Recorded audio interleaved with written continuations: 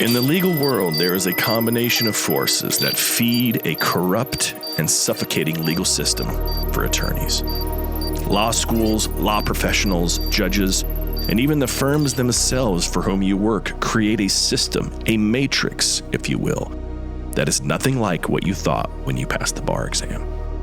The purpose of this podcast is to help you escape this legal matrix, leading you out of the proverbial desert to be free of the bondage of the matrix. Hosted by Bryce D. Nyer, attorney at law with over 30 years experience in the trenches of civil and criminal litigation at the state, federal, and international levels. He's a highly accomplished and resourceful legal professional, a true master of his craft, and he's here to help you get your life back. Here's your host, Bryce D. Nyer. All right. It's another episode of Escape the Legal Matrix with yours truly, Bryce D. Nyer, coming at you from Fayetteville, North Carolina, home of Fort Bragg. Hooah! Yeah, and in the house tonight is Drake, our Labrador Retriever. He is sitting here chilled, laying at the bottom of the feet, not in a big hurry to go anywhere. He just wants more food, as he always does. All right, tonight's discussion for you law students, would-be lawyers, or frankly anybody out there that may be going through something in this place we call the legal matrix. Yes, we're going to talk about what really matters. And I'm going to tell you why we're going to discuss what really matters. You get one life. That's it. That's all you're going to get. One. I don't care what people tell you. There's no such thing as reincarnation. That's a bunch of crap. I'm going to say it. I don't care. I don't care if it hurt somebody's feelings, the hurty words. I don't care. You're not coming back. You're not to this earth. It's just not happening. Not going to happen. Once you're dead, you're dead. You're gone. And depending on, everybody's going to have different beliefs, but in the Christian faith, you're either going to heaven or you're going to hell. One of the two. That's the only options you get. Now, you can believe whatever you want in your other religions, but that's what I believe. So, in the interim, you're on this planet in this thing called life. And you're born. And typically, the average life expectancy in today's world for men and women in the United States, somewhere in their 70s or 80s. Some people live longer, some don't. Some people live shorter. But when you really think about it, life is incredibly short. It's just not that long. I mean, look at it. I mean, how old are you right now today? Each one of you listening, how old are you? And I'll bet at one time or another, you're like, man, I just don't know where the years have gone. And I said that over the weekend.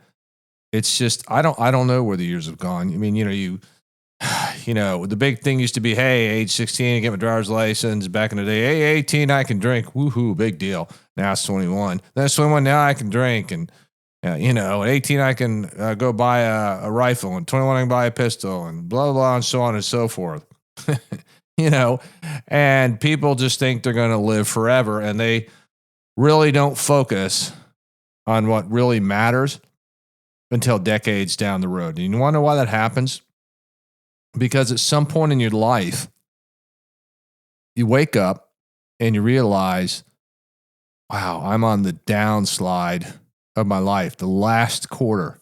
I'm at the fourth quarter. And for a lot of you, you are. And for some of you who are extremely young, you are. You just don't know it yet. There could be some ticking time bomb inside you, whether it's a stroke, heart attack, brain tumor, anything, getting hit by a car, falling off a ladder. You, again, just don't know when your last day, and you have to ask yourself, what really matters? I sat here today, and coming off a couple days out of town, I get this email from opposing counsel, and it's just another example of the legal matrix of being petty and anal and stupid. And I've had to deal with this particular person quite a bit. And I don't really want to say ugly things. I try not to. It's kind of hard, trust me. It really is. Because yes, on this person's forehead doesn't stand for Superman or Superwoman. I can certainly tell you that, nor does it stand for smart. But anyway, and I began to irritate me. I'm like, really? For as much as I've done for this particular attorney, I've helped out, assisted, and you're going to, pull a stunt and act stupid and anal? But all right, okay. So I sat there for a few minutes and I'm like, man, I'm getting really pissed. And then I thought, nah, I'm not going to get pissed. I'm just not going to do it.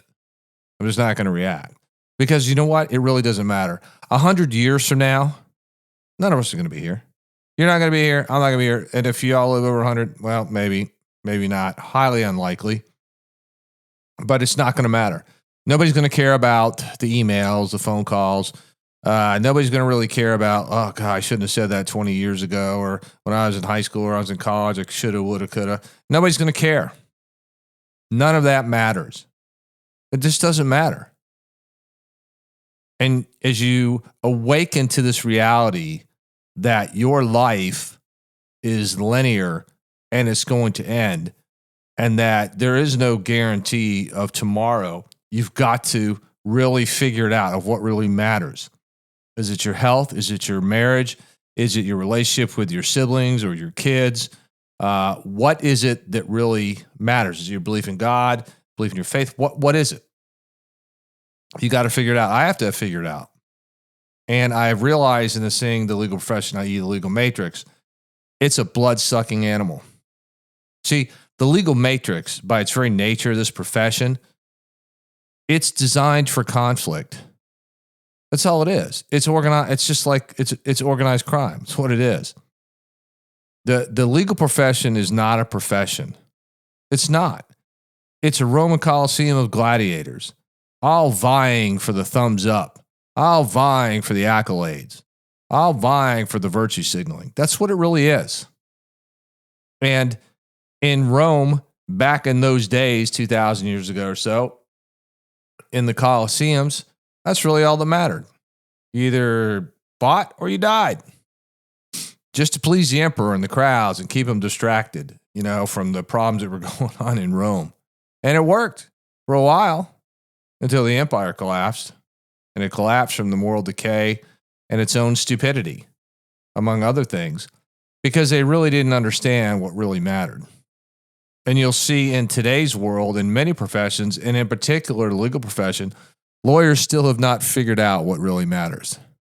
They really haven't. I sit here and watch lawyers all the time, and they're just focused, micro-focused on a retainer fee, a reservation fee, or just winning the day or winning the argument. And the reality is, in this legal profession, there really aren't any winners. Now, in criminal cases, if you get acquitted of murder, yeah, that's a win. Get acquitted of crime, that's a win. But you still pay a price of stress, money, not knowing how things are going to work out. And life's just not certain. The only thing certain is you were born, and it's certain that you will die. So you're looking at your life and you're juggling all these things of family, of business, your fitness, everything, relationship. I mean, all of it. And you got to figure out what is really important, because the reality is you can't give 100% of your attention to every single thing every day. It's just impossible. It's just not going to work. I mean, think about it. There's 24 hours in a day. Now, it's recommended you get at least 6 to 8 hours of sleep a day. I don't know how many of us are doing that, but let's just say 8, okay? 1/3 of your day is going to be spent sleeping. You're going to work at least 8 hours. I would bet the bulk of you are working probably 10 to 15. And what does that really leave you? For time to spend on yourself, or you're improving yourself, or with your family, or your loved ones. The reality is not a lot.